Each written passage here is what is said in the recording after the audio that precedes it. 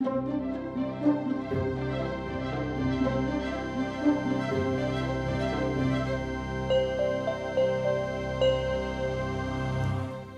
should we offer our best music to God?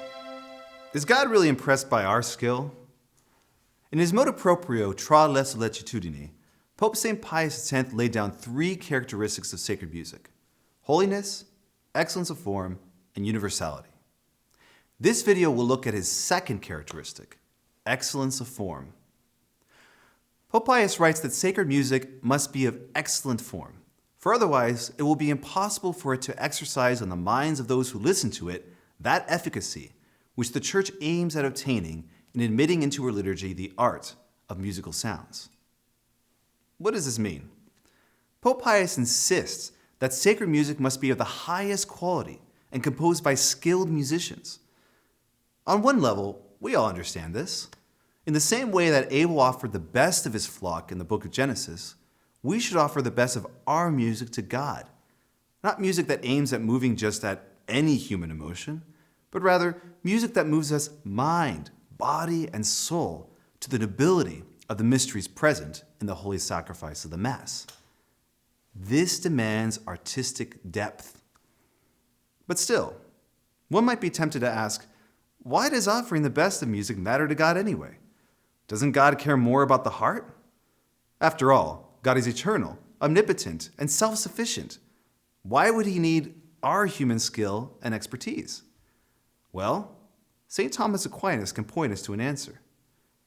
In his Summa Theologiae, he asks this very question regarding the things used for divine worship, and his answer is intriguing. He suggests that human beings must offer only the best things to God, not for God's sake, as if God gains anything from us, but rather for our own sake. He explains, the chief purpose of the whole external worship is that man may give worship to God. Now, man tends to reverence less those things which are common and indistinct from other things, whereas he admires and reverences those things which are distinct from others in some point of excellence. Hence, too, it is customary among men for kings and princes, who ought to be reverenced by their subjects, to be clothed in more precious garments, and to possess vaster and more beautiful abodes. And for this reason, it is proper that special times, a special abode, special vessels, and special ministers to be appointed for the divine worship, so that thereby the soul of man might be brought to greater reverence for God. Now, if we examine his thought, St. Thomas's logic is clear. We often use valuable things as signs for valuable realities.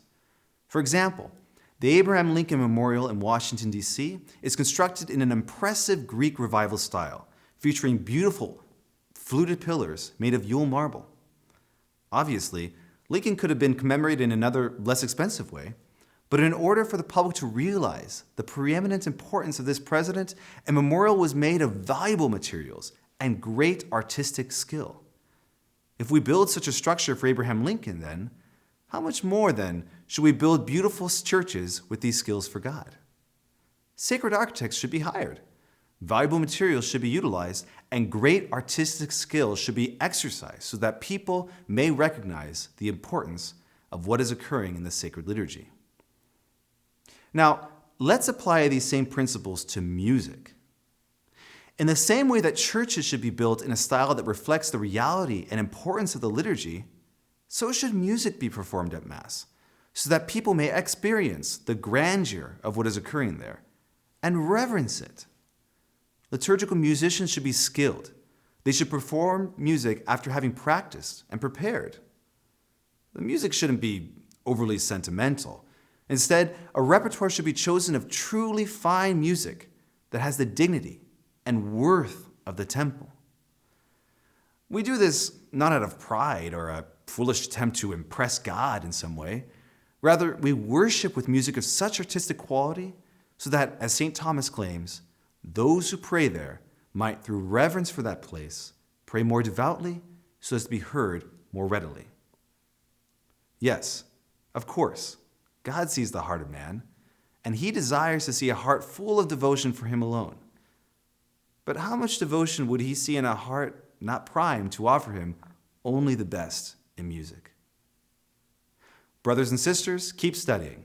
This is Brother Elias Guadalupe Ford for the Western Dominican Province.